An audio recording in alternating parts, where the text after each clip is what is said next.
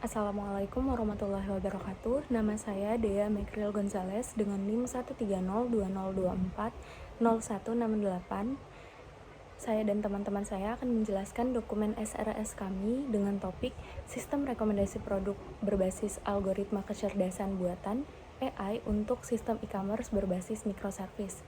Dokumen SRS kami berjudul Pengembangan Sistem Rekomendasi Produk Berbasis Artificial Intelligence (AI) untuk meningkatkan pengalaman pengguna dan penjualan pada platform e-commerce berbasis microservice. Saya sebagai pemateri pertama akan menjelaskan mengenai bab 1 pendahuluan 1.1 dokumen persyaratan. Pada bagian ini, dokumen menjelaskan spesifikasi kebutuhan perangkat lunak untuk sistem rekomendasi produk berbasis Artificial Intelligence atau AI pada platform e-commerce berbasis microservice. Sistem ini dirancang untuk memberikan rekomendasi produk yang lebih relevan dan personal kepada pengguna. Rekomendasi produk dibuat berdasarkan data perilaku pengguna, riwayat pencarian, riwayat pembelian, interaksi terhadap produk, serta karakteristik produk yang tersedia. Dokumen SRS ini ditujukan untuk pengembang sistem, analis sistem, penguji perangkat lunak, administrator platform, pemilik bisnis e-commerce, dan pengguna akhir. Dokumen ini juga menjadi acuan dalam proses perancangan, implementasi, pengujian, dan evaluasi sistem.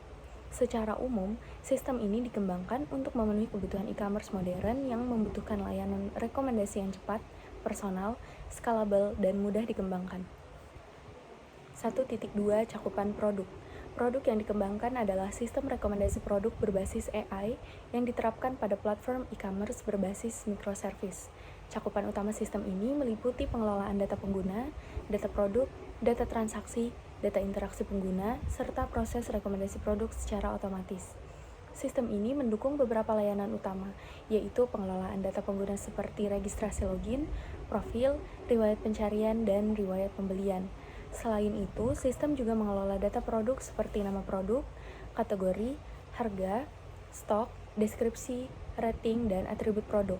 Sistem juga mencakup pengelolaan transaksi seperti keranjang belanja, check-out, pembayaran, status pesanan, dan riwayat pembelian.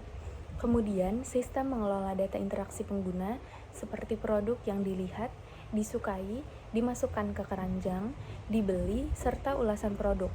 Data tersebut akan diproses menggunakan metode AI, khususnya machine learning, data mining, dan personalisasi untuk menghasilkan rekomendasi produk.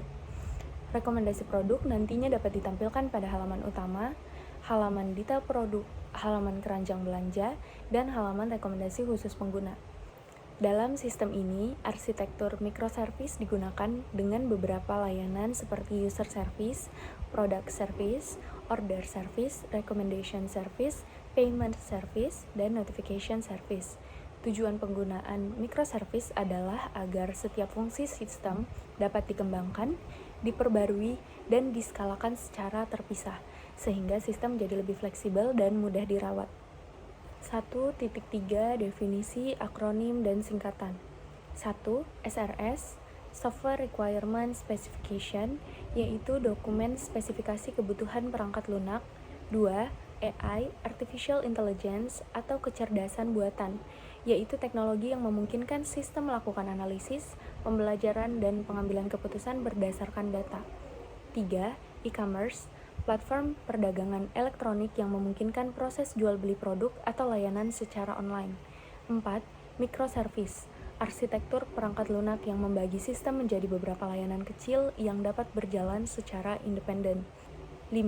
Sistem rekomendasi, sistem yang memberikan saran produk kepada pengguna berdasarkan data, preferensi, dan pola perilaku pengguna. 6. Machine learning, cabang AI yang memungkinkan sistem mempelajari pola dari data untuk menghasilkan prediksi atau rekomendasi. 7. User service, layanan yang mengelola data pengguna, autentikasi, dan profil pengguna. 8. Product service, layanan yang mengelola data produk, kategori, harga, stok, dan detail produk. 9. Recommendation service, layanan utama yang memproses data pengguna dan produk untuk menghasilkan rekomendasi. 10. Order service, layanan yang mengelola proses pemesanan, check-out, dan riwayat transaksi. 11. Payment service, layanan yang mengelola proses pembayaran pengguna. 12. API Gateway, gerbang utama yang menghubungkan pengguna atau klien dengan berbagai layanan microservice. 13. Database per service, pola penyimpanan data di mana setiap microservice memiliki basis data sendiri agar lebih mandiri. 14. Personalization, proses penyesuaian tampilan atau rekomendasi produk berdasarkan kebutuhan dan preferensi masing-masing pengguna. 15. Conversion rate, persentase pengguna yang melakukan pembelian dibandingkan dengan jumlah pengguna yang mengunjungi platform. 16. REST API, metode komunikasi antar sistem berbasis protokol HTTP. 17. JSON, format pertukaran data yang ringan dan umum digunakan pada layanan web. 18. Rating, penilaian pengguna terhadap produk. 19. Review, ulasan atau komentar pengguna terhadap produk. 20. Clickstream, data jejak aktivitas pengguna selama menggunakan platform e-commerce. 1.4 Referensi, dokumen pertama membahas sistem rekomendasi berbasis AI yang dapat meningkatkan pengalaman pengguna dan konversi penjualan pada e-commerce. Dokumen kedua menjelaskan integrasi AI, machine learning, data mining, dan NLP dalam sistem rekomendasi produk. Dokumen ketiga membahas arsitektur microservice pada platform e-commerce yang dapat meningkatkan performa, skalabilitas, efisiensi, dan akurasi prediktif. Dokumen keempat menjelaskan penerapan AI dalam pemasaran e-commerce untuk meningkatkan personalisasi, kepuasan pelanggan, dan konversi penjualan. Dokumen kelima membahas penggunaan AI dan microservice dalam prediksi stok barang pada marketplace UMKM.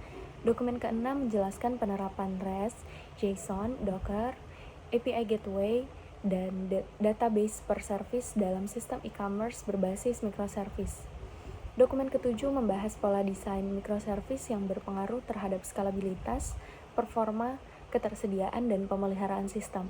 Dokumen ke-8 menjelaskan penggunaan machine learning dan microservice adaptif untuk menciptakan pengalaman e-commerce yang personal dan real-time. Dokumen ke-9 membahas strategi skalabilitas microservice seperti API Gateway, Service Discovery, Event-Driven Architecture, Load Balancing, Containerization, dan Kubernetes. Dokumen ke-10 membahas sistem rekomendasi berbasis microservice dengan pendekatan preferensi pengguna dan label produk. 1.5 Tinjauan bagian dokumen berikutnya. Bagian kedua dokumen ini membahas deskripsi umum sistem rekomendasi produk berbasis AI pada platform e-commerce berbasis microservice. Bagian ini mencakup deskripsi produk, fungsi produk, karakteristik pengguna, batasan umum, serta asumsi dan ketergantungan sistem. Bagian ketiga membahas persyaratan umum sistem, meliputi persyaratan antarmuka eksternal, persyaratan fungsional, persyaratan performa, atribut perangkat lunak, serta gambaran rancangan sistem berupa Entity Relationship Diagram, Data Flow Diagram level 1, dan State Transition Diagram dalam bentuk penjelasan. Baik, saya Andi Akila Nurul Halida dengan NIM 130 2024 0197. Jadi di sini saya sebagai pemateri kedua yang dimana saya akan melanjutkan pembahasan dari pemateri pertama. Jadi yang akan saya bahas yaitu bab 2 tentang deskripsi umum atau materi 2 tentang deskripsi umum. Yang dimana yang akan saya bahas pertama yaitu deskripsi produk. Jadi sistem ini membahas tentang rekomendasi produk berbasis artificial intelligence pada platform e-commerce berbasis microservice merupakan perangkat lunak yang dirancang untuk membantu pengguna menemukan produk yang sesuai dengan kebutuhan, minat, kebiasaan berbelanja mereka. Jadi sistem ini memanfaatkan data pengguna dan data produk untuk menghasilkan rekomendasi yang lebih relevan, personal, dan adaptif. Nah, dalam platform e-commerce ini, jumlah produk yang sangat banyak sering menyebabkan pengguna mengalami kesulitan dalam menemukan produk yang sesuai. Jadi, oleh karena itu, sistem rekomendasi digunakan untuk mengurangi masalah kelebihan informasi dengan menyaring dan menampilkan produk yang paling mungkin menarik bagi pengguna. Sistem ini bekerja dengan menganalisis data, riwayat pembelian, pencarian, rating, ulasan, klik produk, kategori favorit, serta pola perilaku pengguna lainnya. Sistem ini dikembangkan dengan arsitektur microservice agar setiap layanan dapat berdiri secara mandiri. Misalnya nih, layanan pengguna, layanan produk, layanan transaksi, dan layanan rekomendasi dapat dikembangkan serta diperbarui tanpa harus mengubah keseluruhan dari sistemnya. Jadi pendekatan ini membuat sistem lebih fleksibel, scalable, dan mudah dipelihara.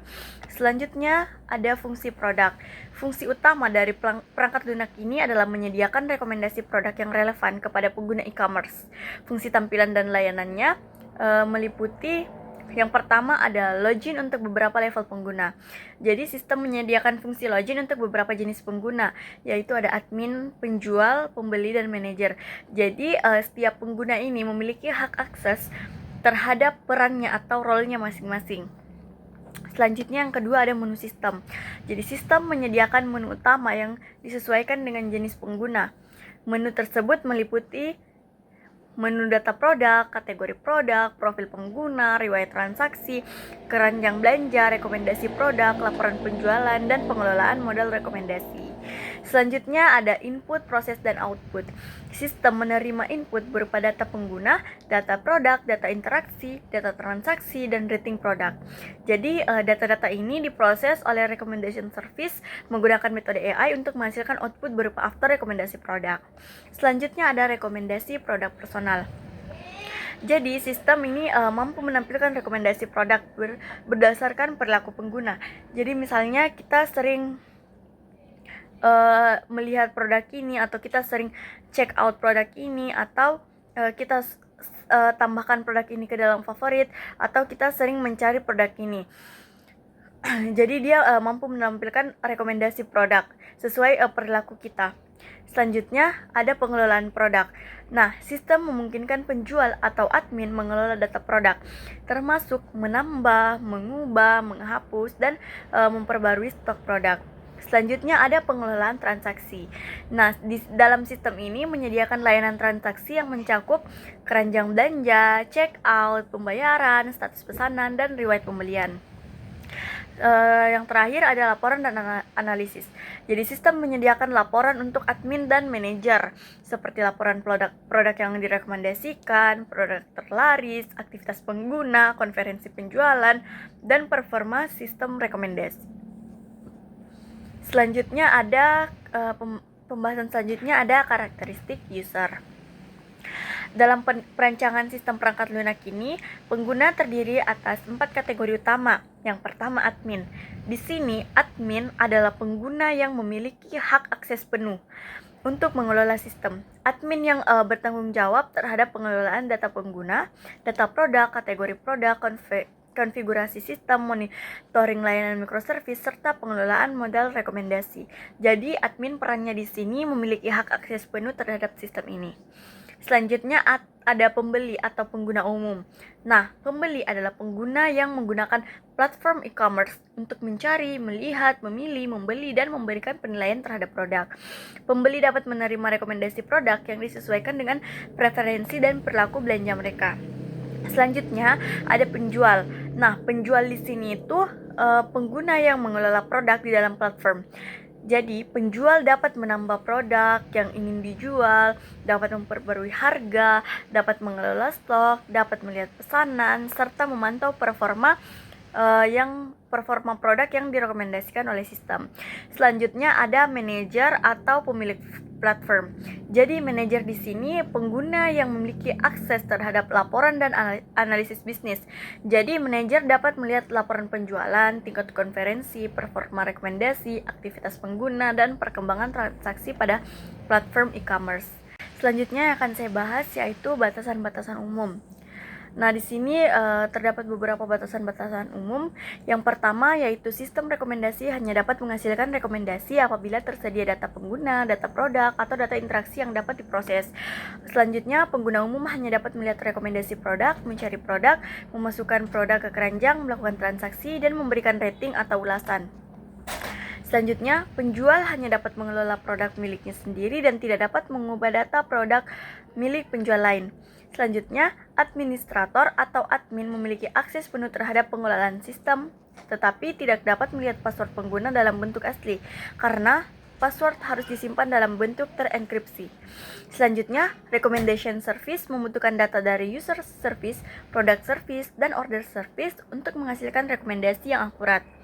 Selanjutnya, sistem membutuhkan koneksi internet yang stabil karena platform e-commerce berjalan secara online. Selanjutnya, data rekomendasi yang dihasilkan sistem bergantung pada kualitas dan jumlah data yang tersedia. Selanjutnya, sistem harus menjaga keamanan data pribadi pengguna, terutama data riwayat transaksi, alamat, dan perilaku belanja.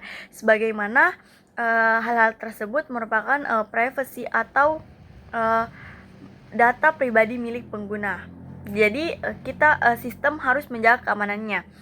Selanjutnya, sistem tidak memberikan rekomendasi di luar produk yang tersedia dalam database platform.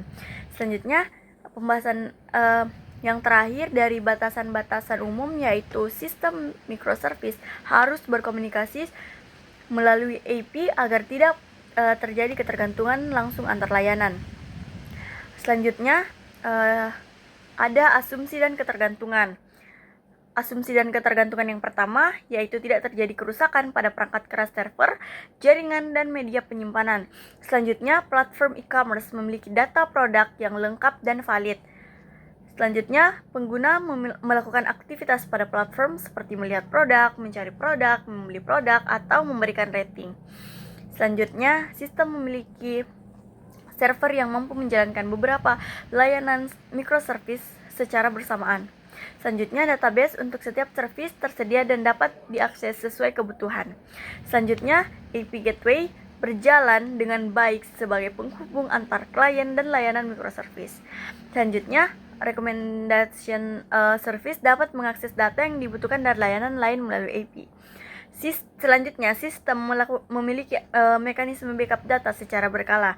Selanjutnya, ada koneksi internet tersedia agar pengguna dapat mengakses platform e-commerce. Dan asumsi dan ketergantungan yang terakhir yaitu model AI dapat diperbarui secara berkala berdasarkan data terbaru.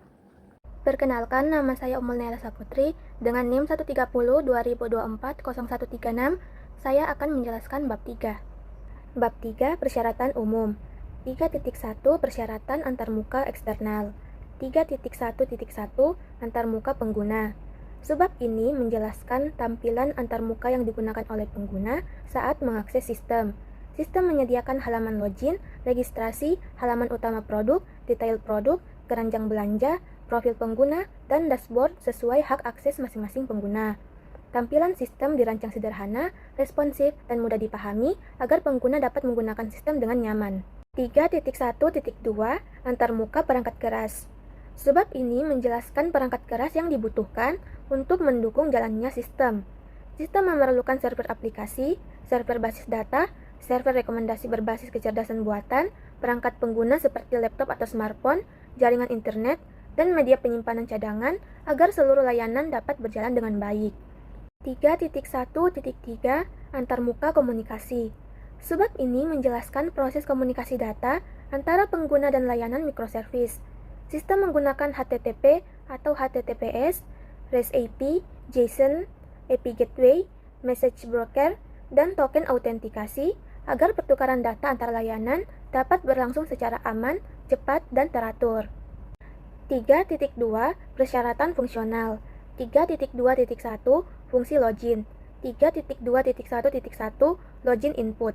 Sebab ini menjelaskan data yang harus dimasukkan pengguna saat login, yaitu email atau username, password, dan peran pengguna apabila diperlukan. Data tersebut digunakan sistem untuk melakukan proses autentikasi pengguna. 3.2.1.2 Verifikasi. Sebab ini menjelaskan proses pemeriksaan data login oleh sistem. Sistem memeriksa kesesuaian email, password, status akun, dan hak akses pengguna sebelum pengguna diarahkan ke halaman utama sesuai perannya. 3.2.2 Fungsi menu. Sebab ini menjelaskan menu-menu yang tersedia pada sistem berdasarkan jenis pengguna. 3.2.2.1 Menu administrator. Sebab ini menjelaskan menu yang digunakan administrator untuk mengelola data pengguna, data produk, kategori produk, transaksi, rekomendasi, laporan, monitoring layanan microservice, dan pengaturan sistem. 3.2.2.2 Menu pembeli. Sebab ini menjelaskan menu yang digunakan pembeli untuk mencari produk, melihat rekomendasi produk, mengelola keranjang belanja, melakukan checkout, pembayaran, dan melihat riwayat pembelian. 3.2.2.3 Menu penjual.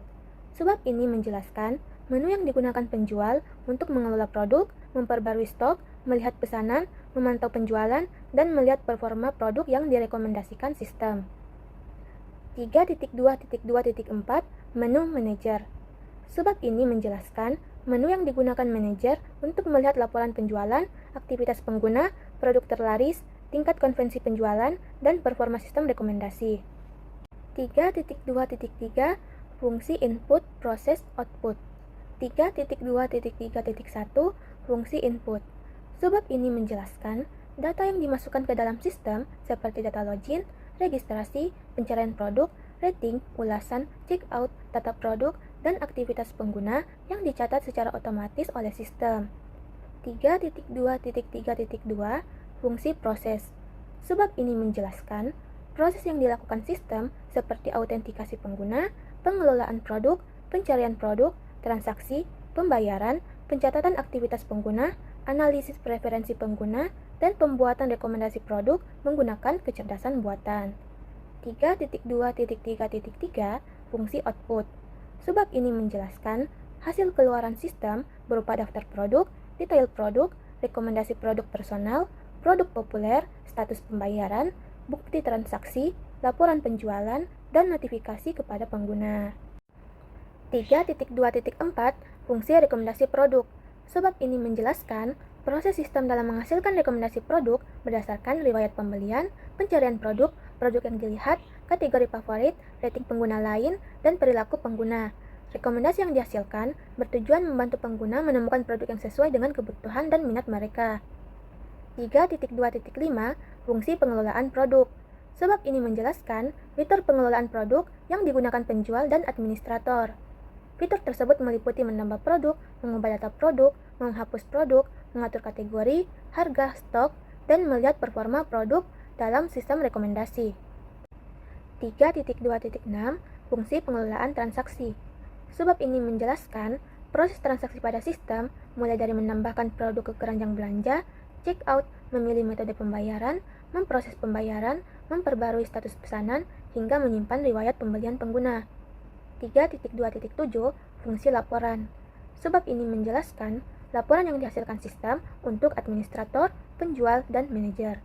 Laporan tersebut meliputi laporan penjualan, jumlah pengguna, produk terlaris, kategori populer, performa rekomendasi, dan aktivitas pengguna. 3.3 Persyaratan performa. 3.3.1 Waktu respon sistem. Sebab ini menjelaskan batas maksimal waktu respon sistem dalam memproses login, pencarian produk, rekomendasi produk, keranjang belanja, dan check out agar sistem tetap nyaman digunakan pengguna. 3.3.2 Performa layanan rekomendasi. Sebab ini menjelaskan kemampuan layanan rekomendasi dalam menghasilkan rekomendasi produk secara cepat, relevan, dan dapat diperbarui berdasarkan aktivitas terbaru pengguna secara otomatis. 3.3.3 Skalabilitas sistem. Sebab ini menjelaskan kemampuan sistem microservice dalam meningkatkan kapasitas layanan secara terpisah sesuai kebutuhan jumlah pengguna, produk, transaksi, dan permintaan rekomendasi produk.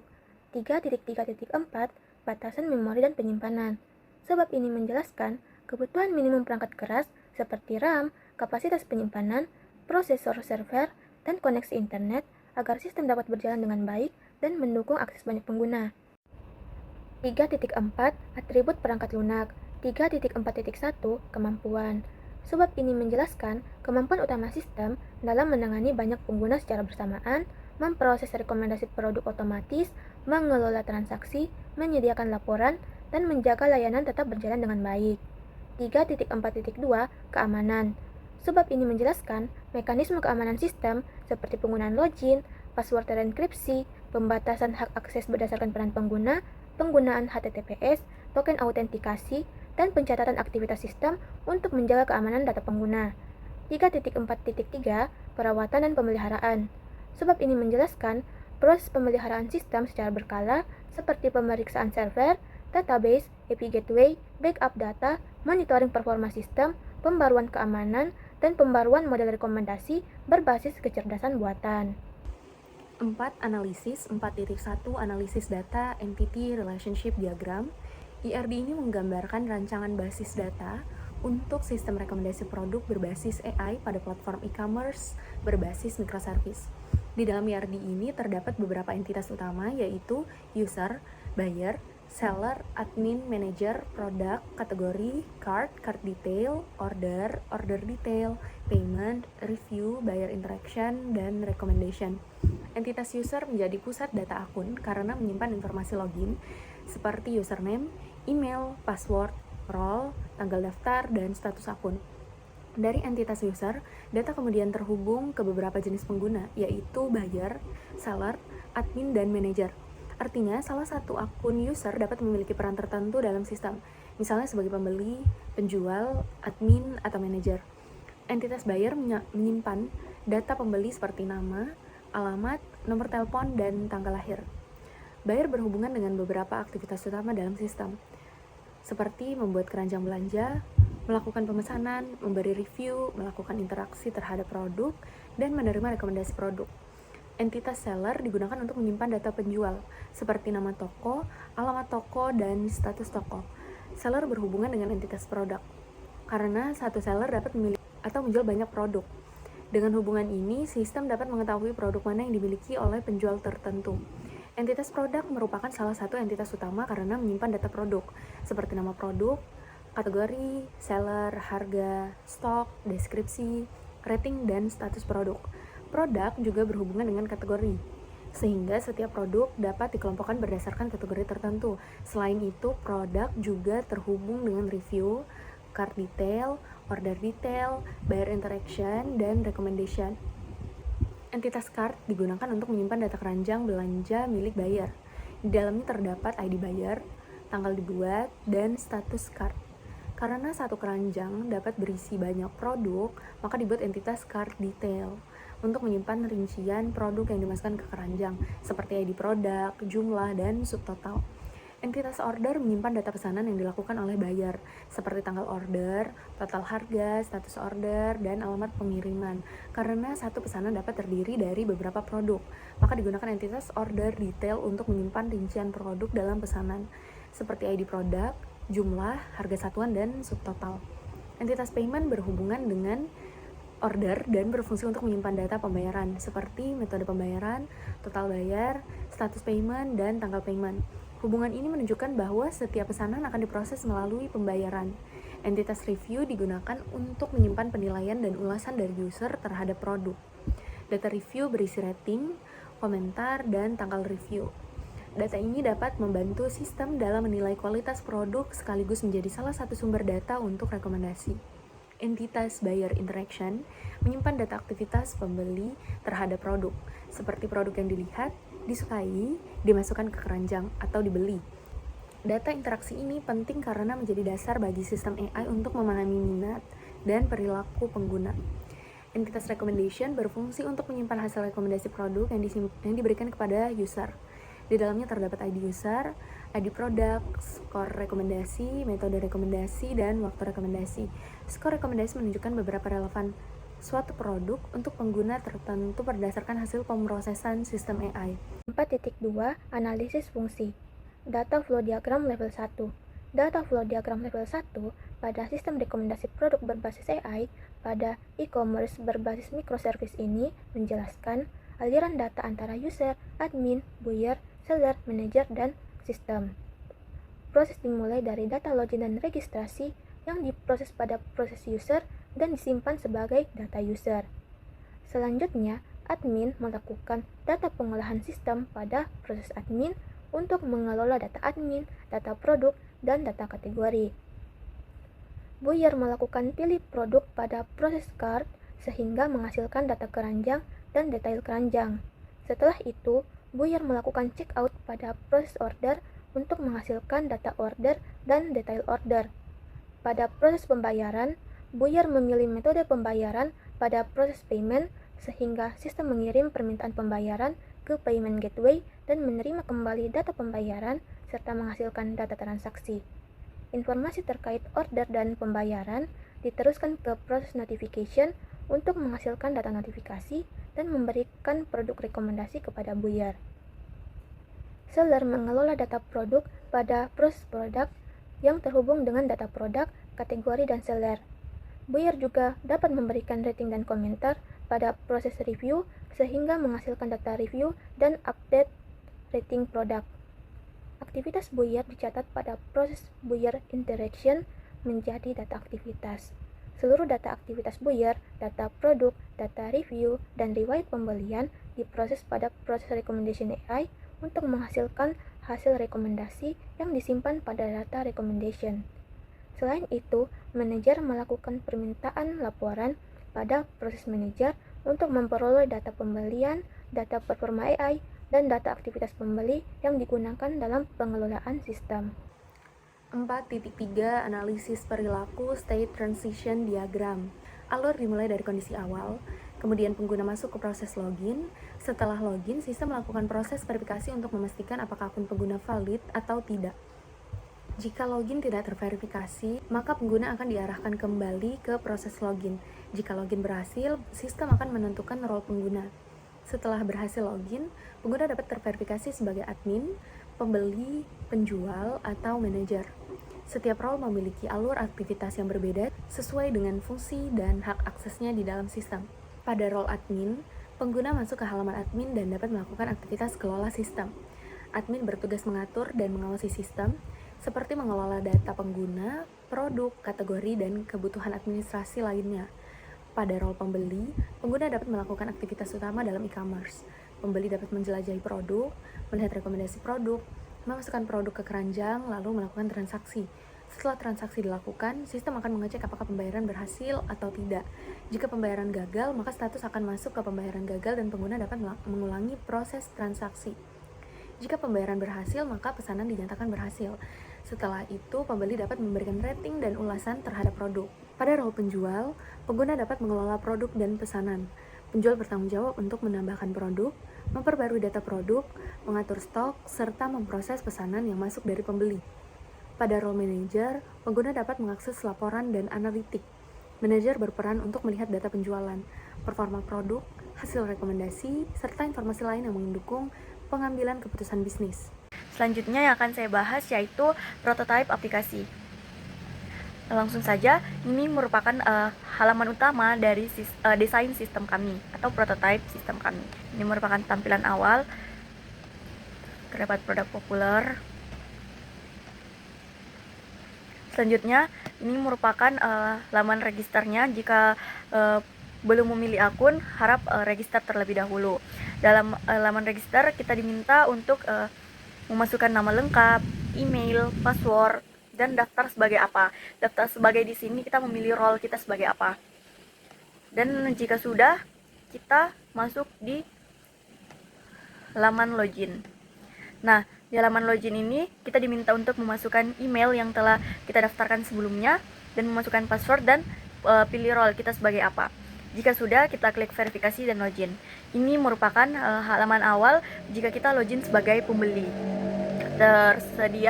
Terdapat ada dashboard, produk, favorit, keranjang, pesanan, notifikasi, profil, dan logout. Ini merupakan daftar produk. Adapun juga produk populer. Nah, ini contoh jika saya ingin membeli salah satu produknya, yaitu matte lip cream. Ini jika saya klik tambah ke favorit. Ini jika saya pencet keranjang belanja, nanti muncul produk yang telah kita masukkan ke keranjang. Kalau kita mau check out, klik check out. Kalau ingin menghapus, kita klik hapus. Selanjutnya ini halaman jika saya ingin check out pesanan.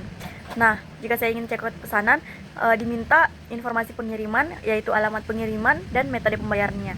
Jadi metode pembayaran di sini ada 4, ada transfer bank, e-wallet, virtual account, atau COD. Nanti juga di sini terdapat ringkasan order, yang dimana ada barang yang ingin diorder, jumlahnya, ongkirnya, dan totalnya. Selanjutnya, setelah kita isi sampai di metode pembayaran, kita masuk di invoice pembayaran.